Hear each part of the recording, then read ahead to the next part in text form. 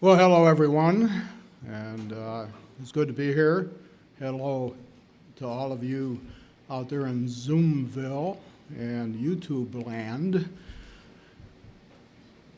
What a beautiful day it is today, beautiful Sabbath day. You know, I had a dream a couple of nights ago, I think it was on Thursday night, that I was here for Sabbath services today. And I knew I was going to give my sermonette. It was a short dream. But all of a sudden I realized I forgot my sermonette notes, that I had left them at home. And it's like 10 minutes before services, and I absolutely panicked. I said, what am I going to do now? And then I woke up. I thought, well, that's good. You know, I woke up. Actually, I thought I wasn't going to be able to give this sermonette today. For the last 2 Fridays, not counting yesterday, I had to have a tooth extracted towards the back. And 2 Fridays ago, not counting yesterday, my pain on a level from 1 to 10 was a 17. And it lasted for days. And then when it came up a week ago, I had to get the other one out on the other side. And I thought, how am I going to give my sermonette? How am I going to do that? Couldn't focus on that first time for a week. Wouldn't have been able to even prepare anything. And so I prayed, and I said, God, I really want to give this sermonette. What am I going to do? Can you help me somehow? Guess what? I had absolutely no pain whatsoever at all. And I thought, well, that's great. You know, God answered my prayer in a rather dramatic way, the way I look at it. And let me ask you a question. Do you believe that God answers your prayers? Do you truly believe it? You know, it's easy when we need answers to go back to the teaching that he always does answer, and it's either yes, or it's no, or it's wait. I'm sure everybody has heard that. It's easy to go to that explanation and voice it. And, you know, it is a true statement, but do you have the faith to truly believe that? I mean, if you get an answer to your prayer, that's no problem. But what if nothing comes? You know, what if you do not get an answer? You know, then it's easy to just say, oh, well, God didn't hear me or whatever. You have to have the faith that if it's a no, which if you didn't hear anything, it probably is, then, you know, have faith that it's the best thing, and God did the best thing for you. You know, Psalm 37, 4-5. 37, 4-5. Delight yourself in the Lord, and he will give you the desires of your heart. Commit your way to the Lord. Trust in him, and he will act. You know, God answers prayers in various ways. It may be subliminally. You have an answer, then it's easy to think, oh, wait a second, you know, it could have been this, or it could have been that, you know. I think that God really appreciates it if we believe rather than doubt, you know, or thinking, well, you know, it just, you know, may have worked out or whatever. It's best to say, well, God answered my prayer. And, you know, I think that oftentimes when a person's first called into the truth and given God's Spirit, that they get some dramatic answers in the beginning. He's trying to show them that he's working with them, that what they're learning is correct and is coming from the right sources, and then maybe later on it wanes a little, and he's testing your faith. You know, it's not that he stopped listening. You know, the most interesting thing is you pray, you need help right away with something, like it's an emergency, you know, whatever that could be. And then maybe all of a sudden that stranger shows up and helps you resolves it for you. You turn around to thank them. Where'd they go? Was that an angel? You know, who knows? Maybe yes, maybe no. So what's the title of my sermonette today? It's Answered Prayer.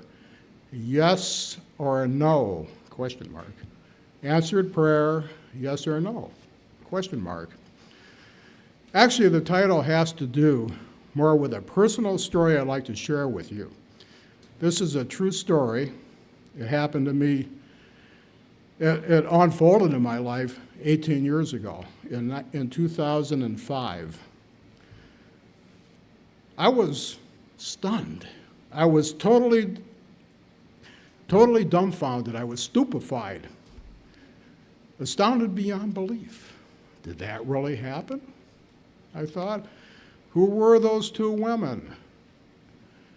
And that dog and those two children? Just who were they? My mind was reeling when this happened as I tried to comprehend what just happened. So this was an iconic fall day.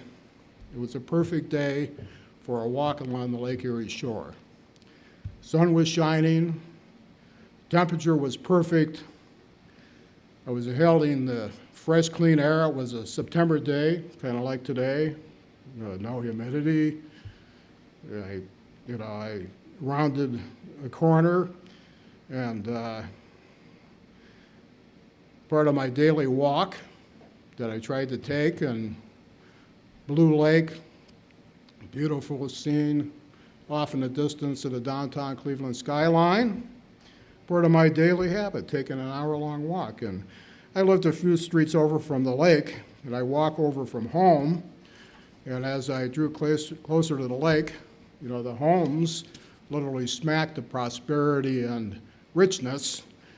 And then I had that view across the Edgewater Bay, and it was just, it was a wonderful day, However, getting back to that later, 4 months earlier in May, I injured my back at work. I was left in a 90-pound box. Felt a pull in my back. I could hardly walk. I noticed a numbness developing in my left leg. Had a badly pinched nerve. And 4 weeks later, I'm on the surgeon's table. So that summer was spent recovering from the surgery, and happily, each and every week, a regular paycheck came in the mail. So in August, then, I was able to resume those regular walks, and I returned to work in September. So I'm at work, went towards my work area, thought, who is that young man over there in my work area doing my job? I introduced myself, and I said, well, what's your name? He says, my name's Chester. And I thought to myself, that's an unusual name for a man in his 20s. A name from an earlier generation, I thought. And, as a matter of fact, I'd never known anyone in my life named Chester. And, there was the guy on Gunsmoke, the old Western, Chester. So, but, here was a man that was 30 years my junior doing my job. What was I to do? I was told I'd have a different job now. And, perhaps you've heard of the idiom of a square peg in a round hole. That's not having the finesse to do a particular task, for example. But I won't go into the details here, but it amazed me how good my employer was at making money, but when it came to employee relationships, they were terrible. So in my 5 decades in the church, I've had the highest highs, I've had the lowest lows, but I know what I know, that I know. And God says in Romans 8:28, that he causes all things to work together for good of those who love God, to those who are called according to his purpose. And I believe that scripture to the core of my very being. Then you have Jeremiah 29:12. It reminds us, you will call on me and come and pray to me, and I will listen to you. However, I had one of those low points. As I walked along the lake shore on that perfect fall day, I was silently praying about the situation, and quite honestly, it was definitely one of those low points in my walk with God, and the lowest of the lows in my mind. And I was perhaps even unknowingly questioning the very principles conveyed in the two scriptures I just quoted. And I was concerned. I was concerned about my future regarding my job responsibilities, because the job they gave me just wasn't working out. And, in Matthew, another scripture, it says, ask, it'll be given to you, seek, and you will find, knock, and the door will be open to you. But as I walked along on that perfect fall day, my prayer became quite simplistic. It was, God, which will it be, me or Chester? Me or Chester? And then I said to God, repented later, hello, are you listening to me? Are you listening to me? I was frustrated, and I was a little angry. And then I said, Father, I need to know, are you involved or not? I need to know if you're there. You say to boldly come before the throne of grace, and that's exactly what I'm doing. If nothing else, please show me that you're listening somehow. Help me to know. So about 3 minutes after ending that prayer, as I continued to walk along the lake shore, I started down a street, one of those streets where those luxurious, rich-looking houses are located, and it was a route that I always took as I headed back home. And as I rounded the corner, approaching one of those $1 million houses, I noticed two children playing with a handsome-looking St. Bernard dog. They were behind a wrought iron fence, alongside a well-kept green lawn. Everything smacked of richness. Boy and a girl, perhaps 9 or 10 years old. Next instance, now keep in mind, this is about 3 minutes after I say, God, show me. Next instance, I see these two women approaching from the opposite direction. I thought, oh, they're out of place. I never saw anyone when I was walking, nobody in that area, and just couldn't quite put my finger on it, but I thought, they seem to be out of place here. They just didn't seem to fit in. So they reached the point on the sidewalk where the children and the dog were located. A few seconds before I arrived from the opposite direction, and I heard one of the ladies say to the children, and believe me, this is a totally true story, that's a beautiful dog. The other lady asked, what's the dog's name? Both of the children separately said, Chester. The dog's name was Chester. That hit me like a ton of bricks. I thought, I've never heard of another dog in my life named Chester, just like Chester the guy. And I thought, who were those two women? Was this just happenstance?